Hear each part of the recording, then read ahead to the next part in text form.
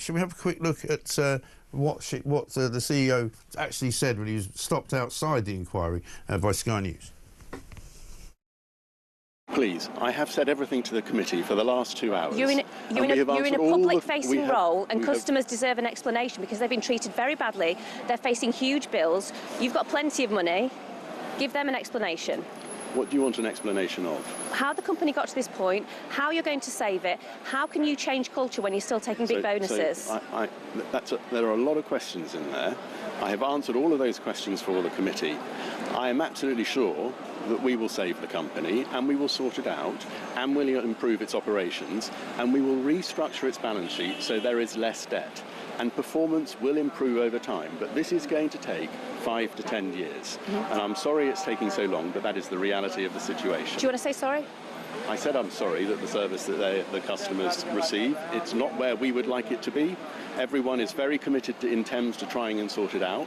So absolutely, I'm sorry of the service some people receive, but it will absolutely get fixed. Yeah, will it? OK, great. We'll just give you another 5 or 10 years then, shall we? Matthew's here, Topham. Matthew, very good to see you. Good morning. I can't remember the last time Thames Water did anything right, can you?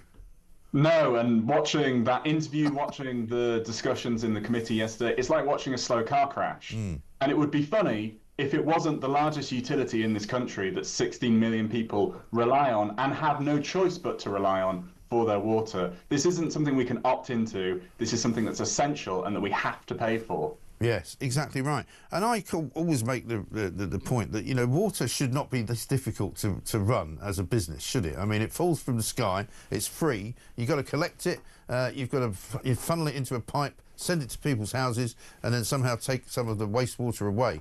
I mean, I don't understand what's so complicated about it. They managed to lose, I don't know what the figure is now, but it's sort of hundreds of billions of litres of water a day that just leak into the ground.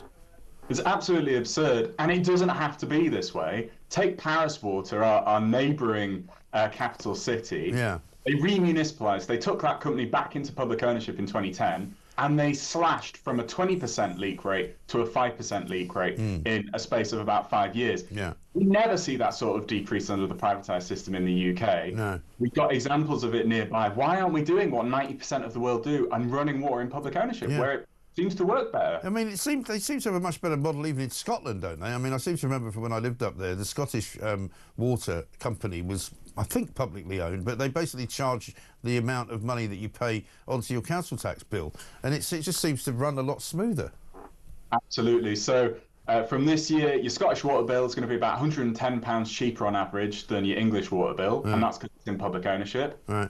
And actually, they're investing about 35% more historically in the water system. Yeah. So you pay less, you get more. It seems like an obvious solution, and yet the Environment Minister, Steve Reid, has banned his independent commission into the English and Welsh water sector from looking at public ownership. He says, no, we don't want to hear about that solution. And the question is, why isn't he looking at what 90% of the world do, and what leading academics say is the best way to run a water system? Yeah. Also, I mean, you can understand it if he was somehow ideologically opposed to nationalisation. It might be a bit bizarre, given that he's supposed to be a Labour minister.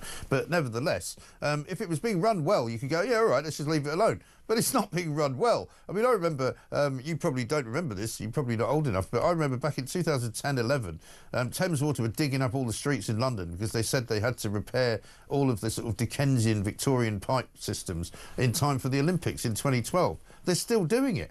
You know, my street was dug up just the other week and closed off completely for 2 weeks, and we were told, oh, it's Thames Water fixing some storm drains or something. And I'm going, you know, I understand that it's difficult. I understand that, you know, lots of pipes are old, but how long do they need to fix it? Yeah, you think 35 years of privatisation, they wouldn't be turning around to us again, as we've just seen Chris Weston saying there, give us another bit of time, give us another 5 years. Yeah. Surely they've had the time that they need. And this is why we need the minister to step up. And he's not taking action. And so I've been working with someone called Lois, who's in his constituency in South London. And Lois wants to do what the water companies have done and take him to the football. So the owners of Northumbrian Water gave him £1,800 of hospitality to go to the football. Yeah. Lois, his constituent, says she wants to do the same. Come see Crystal Palace with Lois, Steve Reid.